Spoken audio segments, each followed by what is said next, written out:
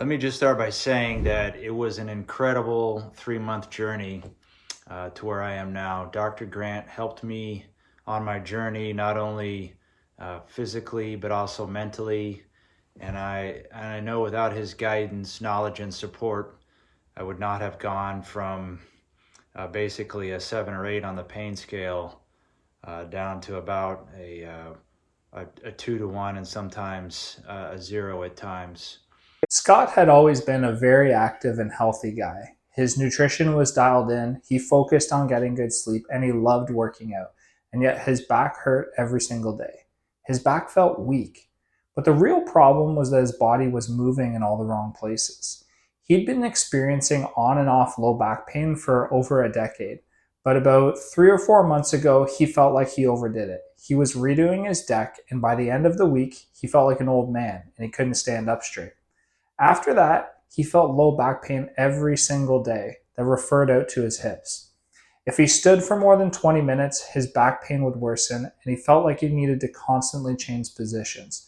Bending and twisting bothered him too. He didn't know when it was going to happen, but every once in a while his back would catch, and then he'd get a quick jolt of pain. Scott is a pilot, and the prolonged sitting was causing his back to tighten up. To counteract this, he would always go for a walk when he got to his destination and try to get his 10,000 steps in. But if he walked for more than 30 minutes, his back pain would start to worsen. Scott felt like he was doing all the right things: at home stretches and exercises, eating right, prioritizing sleep, getting treatment from his local physiotherapist, and taking medication on a daily basis so that he wasn't constantly thinking about his back. Here's what Scott had to say when we first met. I'm not able to do what I want to do in the gym anymore. I feel like I'm kind of picking and choosing what lawn work I do, and I want to be able to move around freely and not have this for the rest of my life. Can't do deadlift. I don't do squats. Getting weights off the rack, even to just go sit on the bench and do dumbbell presses. So I kind of avoid a lot of stuff that puts any undue stress on my lower back, and it just hurts my heart because I just love being in the gym, and I feel weak. Like I got to be careful to lean over and pick up something that I drop. I see guys working on that, doing squats or deadlifts or doing even the back extension padded machine or whatever, and it's just I'm just like so envious. But to this morning, I was like, "There's no way I can go back to sleep." I couldn't find whether I had a pillow under my legs. I had my Tempur-Pedic bed kind of propped up, and my back was just screaming this morning. I like to golf, but I haven't in a while. I'm just afraid of really uh, torquing anything or doing anything abrupt to my back. So. And I haven't cycled in a long time either because that just is more sitting. So my goals are to have free movement gym, to where I'm not worried about a movement on an exercise that I want to do. Um, I want to feel strong, not just look strong. Um, and I want mobility and freedom of movement to accomplish any normal daily task around the house, with the yard work and stuff like that, and to ultimately be free to. I mean, I don't think there's any grandkids in the short term here, but I just want to my goal short. Those are my short term goals, but long term is to stay healthy for long, long periods to come. So just want to stop thinking about it all day long. Just affects my morale. Our first step was to do a full body movement assessment so we could figure out the root cause of Scott's low back pain. Doing a full body assessment is key to developing the most effective and efficient exercise program. This way, Scott no longer needed to search online and try random exercises for his back. We needed to figure out what movements aggravated his back, what movements were relieving for his back, and what other areas of his body weren't moving well. Determining the aggravating positions and positions of relief is important because I wanted him to spend time in the positions that felt good and avoid going into the painful positions. Identifying the other areas of his body that weren't moving well was also an important piece because our bodies are very good at compensating. When a joint doesn't move well, the body will compensate in another area, and this is commonly the low back. In most cases, the stiff or restricted area isn't actually painful. It's silently flying below the radar, but it's actually the culprit causing the low back to compensate. The first thing we found was that his position of relief was rounding his low back, and his aggravating position was arching his low back. This was important information, but I found it even more interesting to see how his spine moved. You can see that when Scott bends forward to touch his toes, he has good range of motion. He can touch his toes, but his back doesn't have a nice uniform curve. He has more rounding through the upper back and his low back stays quite straight. So although his position of relief is rounding his low back, it's actually difficult for him to do. Then when we take a look at Scott doing a backwards bend, you can see that his low back is doing almost all the work. His upper back still stays somewhat rounded, and his hips could push forward more. This is an example of how one area in the body not doing its job can place more stress on the low back. If Scott was able to extend through his upper back and his hips more, he would have less stress on the low back. The upper back's ability to arch is very closely related to the ability for it to turn. So we did some testing to determine how well Scott could rotate through his upper back, and he has some limitations in both directions. In this position here, Scott should be able to turn his torso 50 degrees to the left. He can't quite get there. And he does a subtle cheat that makes it look like he can turn farther than he actually can. Can you see how the upper body is leaned slightly to one side and his hips push out towards the other side? This is his body's way of compensating around the stiffness in his upper back. Scott also had some limitations in his shoulder mobility. In this position here, Scott should be able to lift his arm 50 degrees up from the ground.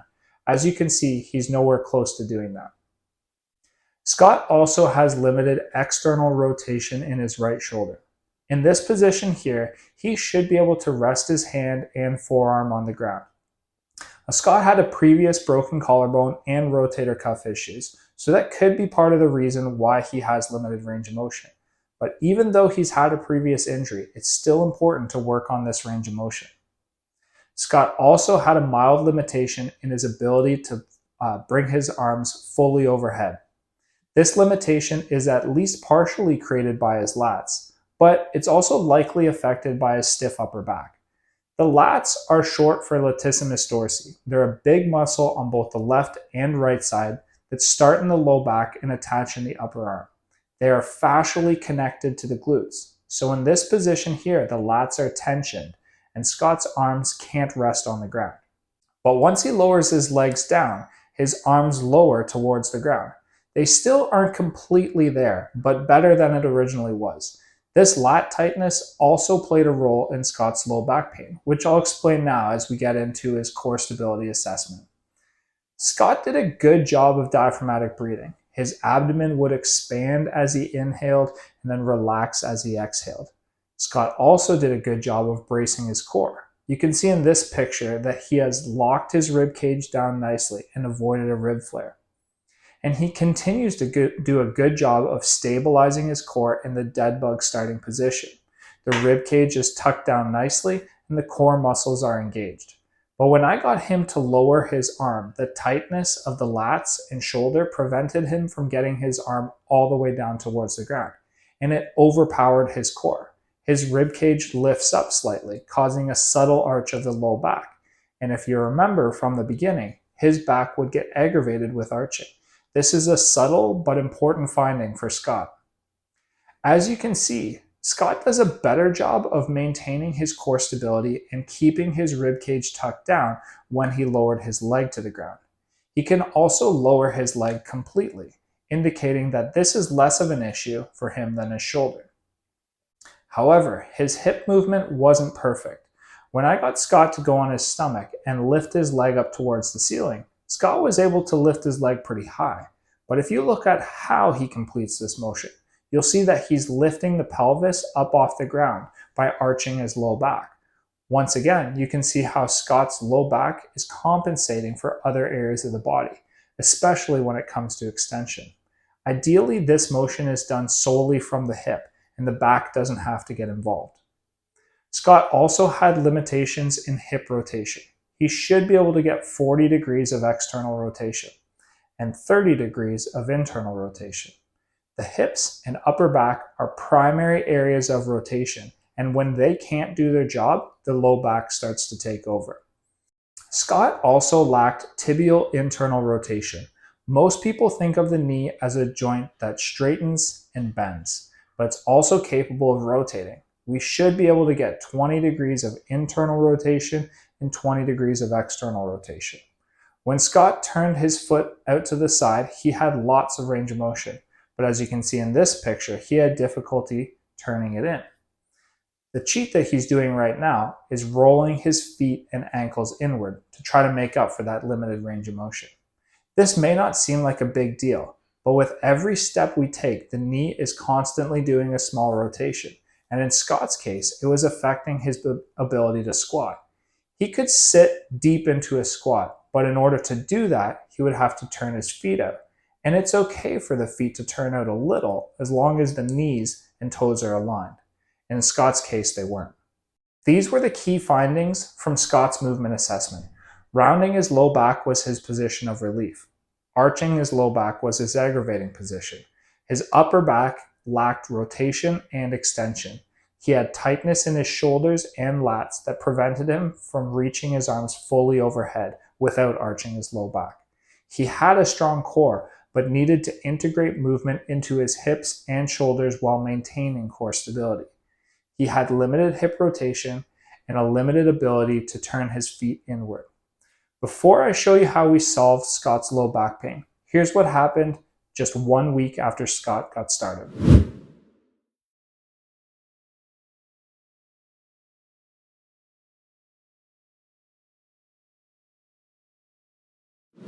This is the plan we put together to address Scott's movement limitations. If you have any questions about how to perform these exercises, just search them on the Better Back Blueprint YouTube page. I have an instructional video for all of them.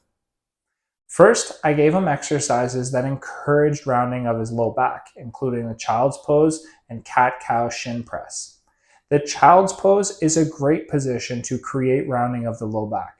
In this position, gravity is helping to sink the hips down towards the feet and the upper body down towards the ground. For most people, this creates a natural rounding of the low back. Then you can sit in this position and stretch. To accentuate that stretch, I had Scott do deep diaphragmatic breathing. As he breathed in, I encouraged him to breathe all the way down until he felt it in his pelvic floor. This makes everything feel tighter. Then, as he exhaled, I told him to let his body sink down a little farther into the ground, if he was ready to do so. The child's pose also helped to stretch out his lats and shoulders to improve the ability to fully reach overhead. I could have just given Scott a cat-cow and told him to focus on the rounding portion of the cat position, but we had already identified that he was good at rounding through his upper back and struggled to round through his low back, so there was no point in asking him to do something that he couldn't do. I needed to find a cue that helped him round his low back. For Scott, this was pushing the tops of his feet into the ground and trying to round his low back at the same time. Go ahead and give this a try. By pushing the top of your feet into the ground, you should feel your core engage.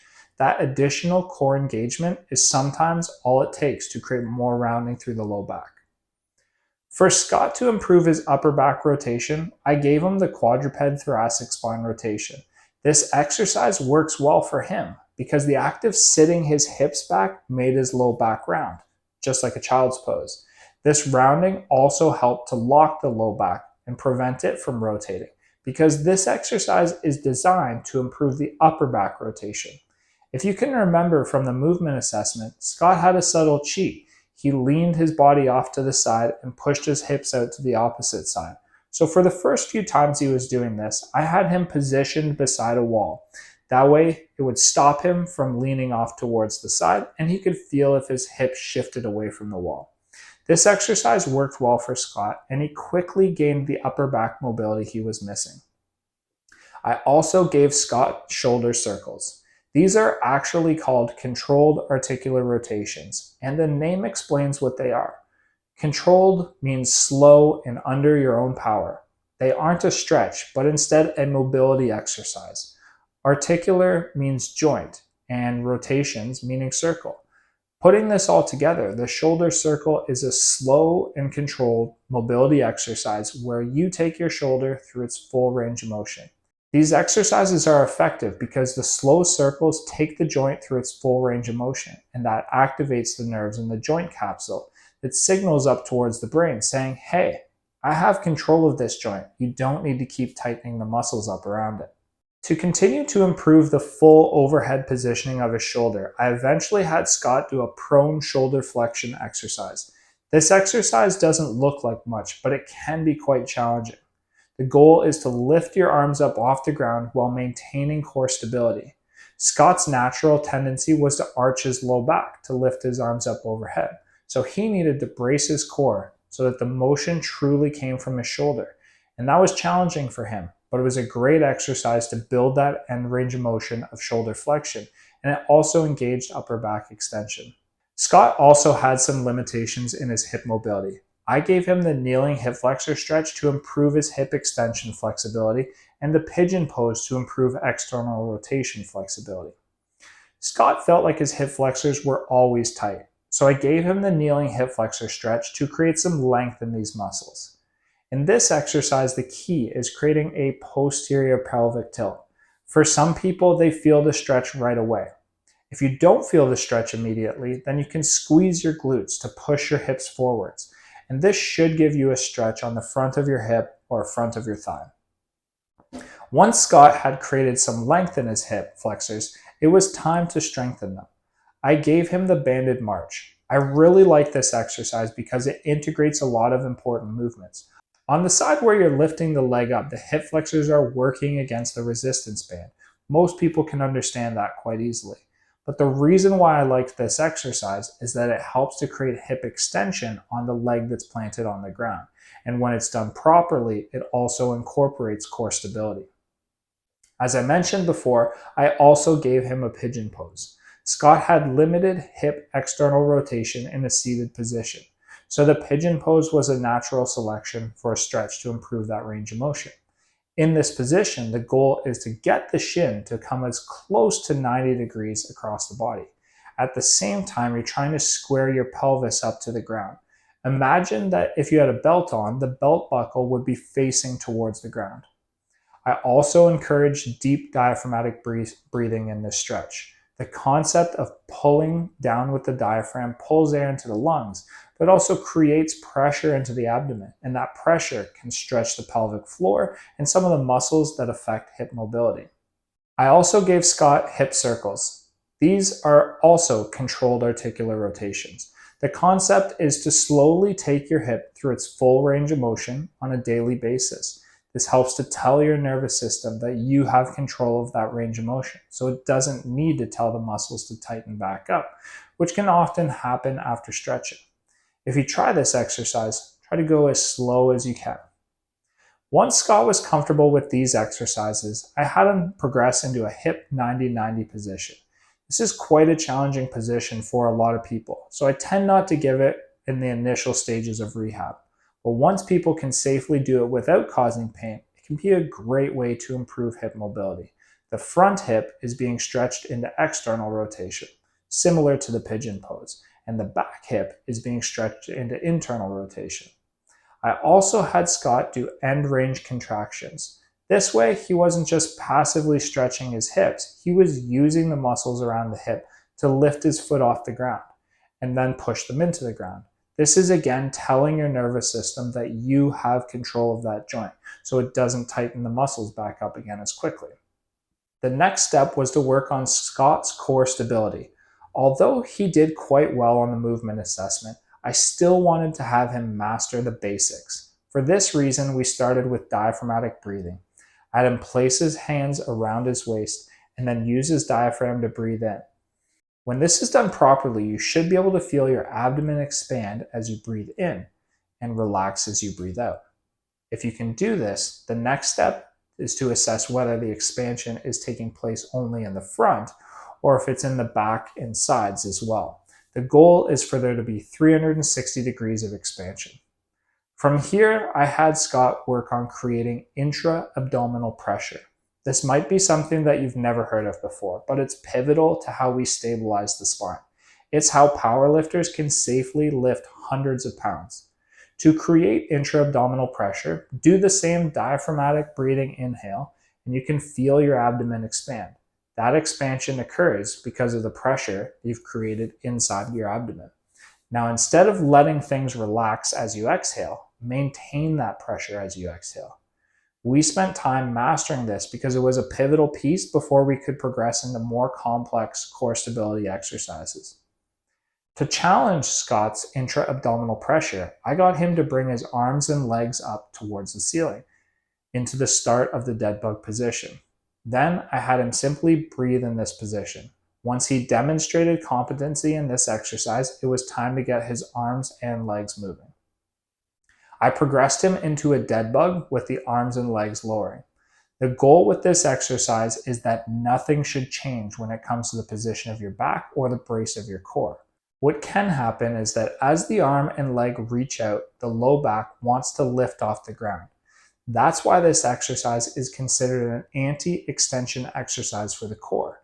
The increased leverage of the arm and leg reached out makes this position significantly more challenging than the starting position of the dead bug, and the core has to resist that arching of the low back. This is a great exercise for integrating movement of the hip and shoulder into a core stability exercise. However, we needed to move beyond this exercise to better prepare Scott for day-to-day activities and the workouts that he loved. The next logical progression was the bird dog. It's almost the same exercise as the dead bug, but now his spine didn't have the feedback of the ground to tell him when his spine was straight. But by telling him to brace his core, push his shoulder blades tight against his ribcage, and keep a subtle chin tuck, Scott was able to find that position. This is a key lesson because most of our movements in life don't happen laying down on our back. From there, I got him to go into a bear position. I had him curl his toes underneath so he could lift his knees up off the ground. This creates a longer lever from his hands to his feet compared to the previous position of hands and knees. And Scott could immediately feel the increased demands being placed on his core. Again, Scott had to find that proper positioning of his spine by creating a brace of his core, pushing his hands into the ground, and keeping a subtle chin tuck. From that position, I was able to progress Scott into doing a shoulder tap by lifting one hand off the ground and tapping the opposite shoulder. I had him do these slowly with the intention of creating as little movement in the rest of the body as possible. The bear position with a shoulder tap is considered an anti-rotation exercise, as he went from 4 points of contact to 3 points of contact with the ground. Gravity placed a rotational force on his body, and his core needed to be strong enough to resist that rotation. That anti-rotation capability was further challenged by getting him to do a bear crawl. Now, instead of having 4 points of contact with the ground, he had 2. As you can see, we just kept increasing the challenge as Scott became stronger. As Scott felt safe to do so, he started using the back extension machine. The name of this machine is a bit misleading because the goal for him wasn't to do back extensions. The goal for him was to be able to maintain intra-abdominal pressure and a stable core in this position, which can actually accentuate the hyperextension of the back when the core begins to fail. He started with short duration isometric holds and then built himself up from there. One of Scott's main goals from the beginning was to be able to push himself again in the gym. So we started working on the technique of his squat. He was able to get deep into a squat, but the lack of internal rotation in his knees created a misalignment between his feet, knees, and hips. So first, Scott had to regain that range of motion. I had him do a seated tibial internal rotation for this. The goal was to be able to get a minimum of 20 degrees of internal rotation, turning his feet in while keeping his foot flat on the ground. There are 3 main cheats to watch for when doing this exercise. First, the thigh wants to come in as well, so try to keep your thigh in the same position. Next, people tend to scoop their foot inward, so try to keep your foot flat on the ground and don't let the joint of your big toe lift up. Lastly, some people will push their heel out to the side. Scott quickly regained that range of motion, so I had him work on a banded squat with his feet straight forward. Having the band around his thighs increased the misalignment between the feet, knees, and hips, so I had Scott push out against the band. As the knees push out while the feet stay straight forward, it helps to encourage that inward rotation of the knee. Once Scott rebuilt this pattern and demonstrated the core stability needed to progress, it was time to slowly start adding weight into his squat. This is how we took Scott from low back pain that was affecting his day-to-day life and ability to work out to no pain and feeling confident again in the gym. And here's how Scott's low back pain progressed following this exercise routine. After 1 month, he sent me this text message. When I stand up, I don't feel anywhere as bad as I did 1 month ago. I know that one day I'll be able to wake up and feel no pain. I believe it. Here's how Scott felt 2 months into the exercises. I'm afraid to tell you this for the fear of jinxing it, but I woke up at a 1 out of 10 pain level today, and I don't know how to explain it besides mindset. It's almost lunch and I'm still at the gym at a 1. Then he found himself consistently down in that 1 to 2 out of 10 pain intensity. Here's a text message that he sent me. Good morning, Dr. Grant. I'm back from my fishing trip, and I have been able to find ways to continue my exercises while I was on the road, much the same way as I do when I'm on flying trips. I'm really enjoying the feel of the cat-cow with the extra emphasis on rounding the low back in the cat pose, and I'm really feeling the wave of the spine. I'm also enjoying the prone shoulder flexion to target the back. Overall, feeling pretty good even after long drives. I think I may have found myself in the 1 to 2 out of 10 pain world. Now here's what Scott had to say at the end of 3 months. Let me just start by saying that it was an incredible 3-month journey to where I am now. Dr. Grant helped me on my journey, not only physically, but also mentally. And I know without his guidance, knowledge, and support, I would not have gone from basically a 7 or 8 on the pain scale down to about a 2 to 1 and sometimes a 0 at times. I was definitely skeptical at first, as many people are probably after searching online and trying out different things and trying to fit all the exercises together in order to heal. But he had a comfortable demeanor and he put me at ease right away. I knew the only thing that was going to help me was a sculpted, customized plan. And that's why I came to Dr. Grant, because I didn't want to just get temporarily better. I wanted to get better and have a lasting foundation.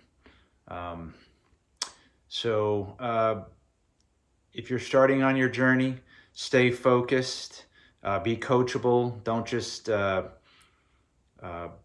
through the motions, but have a purpose to everything that you do. And wholeheartedly believe that you're going to get better, because that's a key component, as Dr. Grant will teach you. Our lower back is the victim, and the mental aspects and the physical aspects together is what's going to help get you to where you need to be. Even with setbacks, which we all have, you got to keep grinding and believing.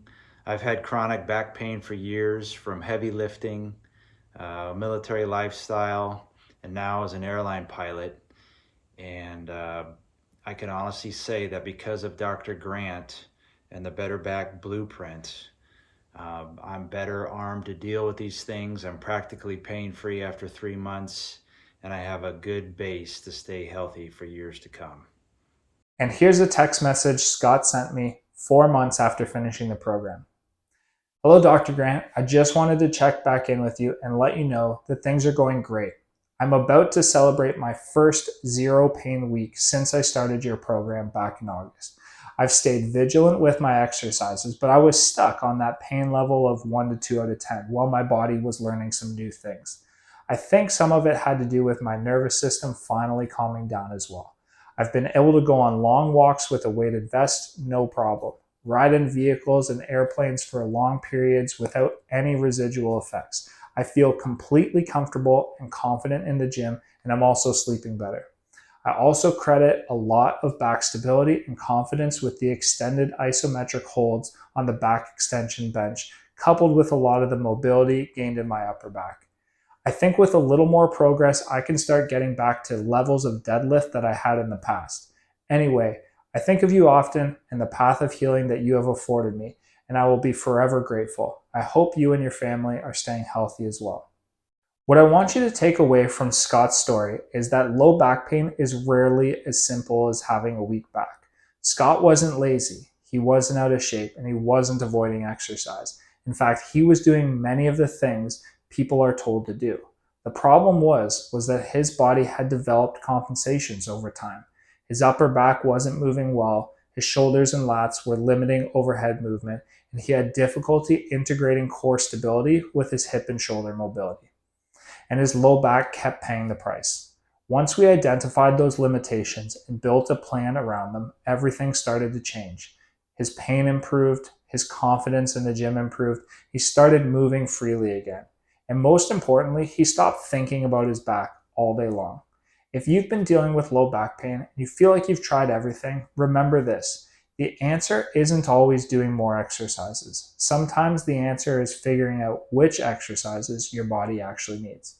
If you'd like to learn more about the assessment process I use inside the Better Back Blueprint, check out the links below. And if you found this video helpful, subscribe to the channel to see more of the practical strategies that I use to help active people overcome low back pain and get back to the activities that they love. Thanks for watching.